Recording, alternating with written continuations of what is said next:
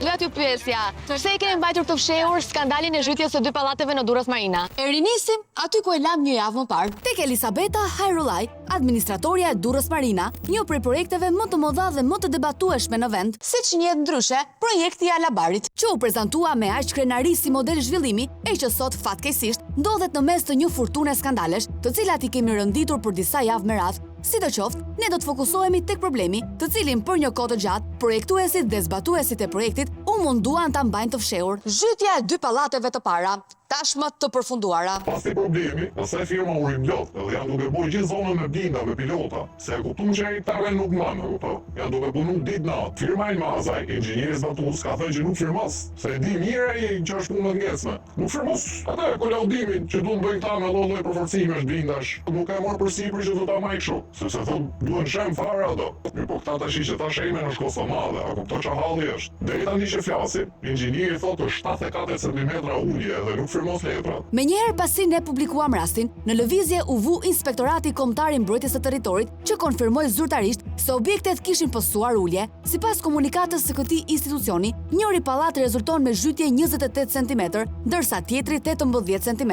Uljet ishin ato që ishin janë të përcaktuara. Mendoni që janë normale ato ulje apo janë ulje që nuk duhet të ndodhin? Ato janë ulje që ndodhin në procesin e ndërtimit. 28 cm. Dhe janë fenomene që ndodhin në ndërtim. E rëndësishme është të merren masa, sigurohet godina para se të merren kualitim. Kreu i IKMT-s e tha qartë, firmës i është kërkuar që të marrë masat e nevojshme për shëndrueshmërinë para se të futen blerësit. Një kërkesë që me sa kuptojmë, as që është marrë në konsiderat. Ju çfarë po bëni momentalisht në ato objekt? Po punojmë. Po përforconi, po bëni ndonjë gjë? Masash? Jo. Po bëjmë rifinitura të objektit, jemi drejt përfundimit. Ku ka qenë problemi që janë zhytur pallatet? Asnjë problem nuk ka. Është normale? Është normale sipas? Shumë normale. Për IKMT-n është anormale, por nën kontraktori ka një tjetër këndvështrim dhe e konsideron anomalinë e inspektoratit si diçka fare normale. 18 dhe 28 cm? Janë shifrat të dhëna gabim. Shteti i KMT-ja nga i gjeti këto shifra? Shteti i KMT-ja është shtytur nga Juve, sepse Juve bëni presion edhe vin kod për t'u mbyllur gojën Juve dhe për t'i mbyllur gojën publikut, vinë edhe japin deklarat kod. Pra, ne shpikim një zhytje të paqen, dhe çmendurisë tonë i bashkohet edhe IKMT. Vetëm zoti Elmazaj thotë të vërtetën. E keni lajmëruar ju kompaninë që ka ndodhur kjo zhytje? Patjetër, unë jam zbatoj projektin. Në fazën ndërtimore të gjitha objektet zhyten. Edhe IKMT-ja ka bërë një gabim. Ku? Ka ardhur në objekt, ka matur objekte dhe i ka matur ku i ka dash shefi atij. Unë kam monitorimet të objektit, mund të kërkonte llogaritën nga ne. Si ka kërkuar? Po nuk i ka kërkuar pra. Nuk është 28 cm po them, është 18 cm. Sipas nën kontraktorit, institucionet i kanë bërë matit në ajër. Edhe inxhinieri konstruktor Dimitër Papa nuk u duki kënaqur nga takimi me ne. Madje u tregua shumë më jashpër. Po daç filmoj, daç mos e filmo. Po mirë, më Daç zgjidhet, të lutem. Po jo më do mësosh ti mua se si kam, Jo, unë shpëtarja. Ne kemi ardhur. Të lutem, jo ta bëj që në fillim. Nuk më intereson fare, jeni piranjat, jeni kush jeni, vini nga vini. Sidoqoftë, pas kësaj përplasje të parë, më në fund arritëm të merremi vesh. Disi. Uljet janë 18 cm. Jo 28? Jo Njëri? 28, absolutisht. Okej. Dhe ulja maksimale me minimale varion diku tek, pra ulja diferenciale varion diku te 5 cm. E kuptoj, domethënë kundërshtoni versionin zyrtar të IKMT-s, institucionit shtetëror. Të bëj një pyetje unë? Që IKMT-ja të gjej se sa është ulur, a duhet të ketë matjen 0? Por objekti ishte i pa ulur. Nuk e ka marrë nga ju? Si e ka bërë? Ka bërë në ajër IKMT-ja këtë gjë? Atë e din ata. Pikërisht. Dhe e kanë sqaruar mjaft mirë, sepse sipas Institutit të Ndërtimit, për të monitoruar uljen vertikale të objektit, janë vendosur pika fikse të referencës në strukturë dhe terren, dhe më pas janë krahasuar rezultatet me kuotat 0 sipas projektit. Pra, këto kuota, që sipas nën kontraktorit dhe konstruktorit, nuk janë marrë parasysh. Gjithashtu, në shkresë thuhet se shkryer studimi gjeologo-inxhinierik dhe oponenca nga instituti është dhënë për fazën e zbatimit të projektit, dhe nga vlerësimi i saj rezulton se projekti ka plotësuar kushtet teknike të projektimit. Deri këtu, çdo gjë pas ka qenë okay me projektin, por çfarë ndodhi më pas që gjëja u kthye përmbys? Këtë na e sqaroi inxhinier Dimitri pas plot gjysmë ore debati të panevojshëm. Problemi te kompania është që objektet tona A0204 kanë patur vetëm një kapull në tokë. Ndërkohë që kur u bë themeli i objekteve tona, u hapën gropa në të majt, në të djathtë, nga përpara dhe nga mbrapa. Gropa më të thella se sa gropa e objektit tonë. Nga këto gropa është hequr ujë, është hequr rërë sepse duhet të punohej. Kjo ka shkaktuar sufozion. Është larguar materiali nga themeli im dhe ka shkuar te gropat që ishin më të ulta. Kjo ka shkaktuar një ulje më të madhe se sa ulja e parashikuar me projekt. Që Sa ishte parashikuar? Ka qenë 5 deri në 10 cm. Dhe ka vajtur 18. Pra, faji është e mënyra se si është zbatuar projekti dhe ndërhyrje teknike të kërkuara nga kompania Durrës Marina. Përveç kësaj, të gjitha gropat fqinje kanë patur pilota si ato tonat, pilota çakulli me vibrim. Me çakëll duheshin të pilota? Pilotat janë dashur me beton, por neve na ka detyruar vetë kompania, kanë ardhur ekspert nga Dubai dhe na kanë thënë do të hiqni pilotat e betonit dhe do bëni pilota çakulli. Për të minimizuar kostot, për të parë, për të minimizuar kostot? Ata. Dhe ata me që kishin eksperiencën e tyre në Dubai me pilota çakulli dhe në terrenet e ngjashme thanë jo, do bëni pilota çakulli. Ne nuk mund ta dinim vijshmërinë e punimeve, se kur të hapej gropa majtas, u hap gropa djathtas, u hap gropa nga mbrapa, u hap pishina nga përpara, të gjitha këto ishin më poshtë. Dhe objekti ynë ishte në pjedestal. Plasaritjet që kanë ndodhur te tullat kanë ardhur nga vibrimet gjatë nguljes së pilotave në objektet fqinje, dhe unë i kam me video të dokumentuara. Objekti është lëkundur dhe është tundur i gjithi. Ato janë mini tërmete. Kanë sjellë ca plase.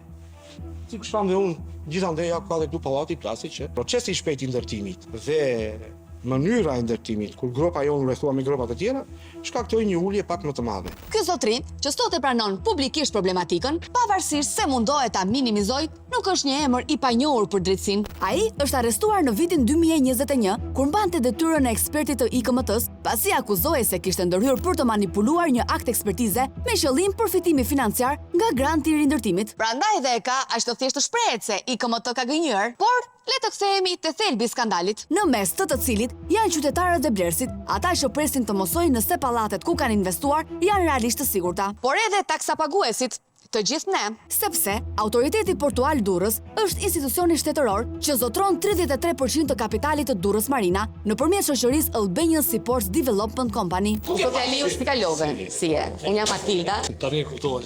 Okej, jam Matilda, gazetare nga Piranja. Doja të flisja me ju si drejtuesi i Autoritetit Portual të Shtetit dhe përfaqësuesi taksave të shqiptarëve. Çfarë mund na thoni lidhur me skandalin e zhytjes së dy pallateve në Durrës Marina?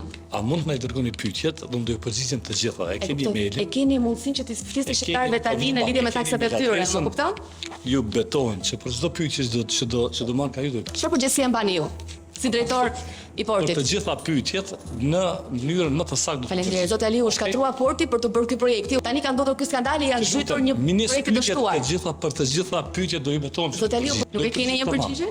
Jo, po duhet të kem pyetjet e sakta, dhon të mbledh informacionin. Pyetja është shumë e saktë. Si përfaqësues shqiptar. Përgjigjja ime duhet të jetë e saktë. Për të qenë përgjigjja e saktë, duhet ta vazhdoj pyetjen dhe të përgjigjem ta. Ka kaq shumë kohë ky skandal, mendoj që një përgjigje e keni formuluar deri tani apo jo? Jo, e nisni dhoni një përgjigje. Kemi një mbledhje me stafin. E kuptoj, mund t'ju presim pasi ju të marrni mbledhjen dhe t'ju japim të gjitha pyetjet. Jo, patjetër se mbas duhet të prisni. Pra, i nisni pyetjet, normalitetin apo skandalin duhet të vlerësohet. Është vlerësuar nga institucionet. Është IKMT-ja. Janë institucione që vlerësojnë, lexojnë raportet dhe mbas këtyre raporteve. Keni parë përgjigjen e IKMT-s që thotë që pallatet janë zhytur 18 dhe 28 cm? Unë përgjigjen do t'ua jap mbas të pyetjes juaj dhe u mbledh të gjitha raportet që janë. Nuk keni asnjë përgjigje tjetër. Nuk kam asgjë për të shehë ndaj jush. Nisni pyetjet. Nuk keni pse shihni se ka dalë publikisht gjë, më kupton? Mund të thënë në opinionin tuaj. Dhe në përgjegjësi ligjore. Them shumë thjesht. Plasjes së skandalit. A keni bërë një auditim për të kuptuar çfarë ka ndodhur realisht? Për të gjitha këto do të kemi me shkrim. Ku përfaqësoni taksat e shqiptarëve? Për gjitha këto do i keni me shkrim. Kjo mbledhje ka të bëjë me lidhur me dështimin e projektit Durrës Marina? Mbledhja rregullt javore me drejtorin. Ju shkohet mbar dhe shpresoj që vazhdim mirë në masa që mos ndodhi një skandal akoma më mas së ky. Mirupafshim. Shëndet, që të mirë. Faleminderit zot Aliu. Faleminderit. Mirupafshim. Përballë pyetjeve mbi një projekt që prek drejt për drejt interesat publike dhe taksat e shqiptarëve, drejtori i Autoritetit Portual nuk dha asnjë përgjigje. I gjithë komunikimi u kanalizua në të njëjtin refren. A mund të më dërgoni pyetjet? Të gjitha pyetjet, më sillni pyetjet. Jo, po duhet të kem pyetjet. A bën të lutem, nisni pyetjet, nisni pyetjet, nis pyetjet. Por është edhe dikush tjetër që ka përgjegjësinë direkte në këtë projekt. Administratorja e Durrës Marina, zonja Elisabeta Herullaj. Nëse keni qenë të vëmendshëm, 2 herët e para, dera kryesore ishte e hapur, ndërsa sot, pas plasjes së skandalit, Durrës Marina ka shtuar personel duke vënë një roje. Shpresojmë që kjo mbledhje të jetë për ndreshjen sa më shpejt të dëmit të shkaktuar, sepse mos harrojmë, siç u kemi treguar më herët, pallatet po ndërtohen kryesisht me paratë e mbledhura të shitjeve në ajër, pra me paratë e blerësve të apartamenteve. Ndaj humbjen më të madhe nga ky problem e pësojnë ata vetë. Teksa ne presim, nga zyrat e kompanisë shohim një numër të madh njerëzish që hyjnë dhe dalin, dhe më në fund, pas gati një ore, Zonja Elisabeta, doja t'ju pyesja, pse i keni mbajtur të fshehur skandalin e zhytjes së dy pallateve në Durrës Marina? Zonja Elisabeta, çfarë përgjegjësie mbani lidhur me këtë problem? Të lutem, mund të largoheni? Pse keni mbajtur të fshehur? Të lutem, mund të largoheni? Ju lutem, pse nuk keni marrë masa më para se duhej? Të mundshme, të lutem. Duhet i përgjigjesh taksa paguesve shqiptar dhe atyre blerësve, të lutem, si përfaqësuese e kompanisë. Tjetër mund të largoheni? Pse nuk keni marrë masa më Të parë? lutem, mund të largoheni? Riparimet kushtet i paguaj? Të lutem. Zonja Elisabeta, të lutem. Keni një detyrim publik sepse jeni përfaqësuese e kompanisë dhe duhet të merrni masa për këtë. Pse i keni mbajtur të fshehur? Të lutem. Zonja Elisabeta. Zonja Elisabeta preferoi të largohej dhe të mos jepte asnjë përgjigje, me sa duket nuk e ka një të tillë.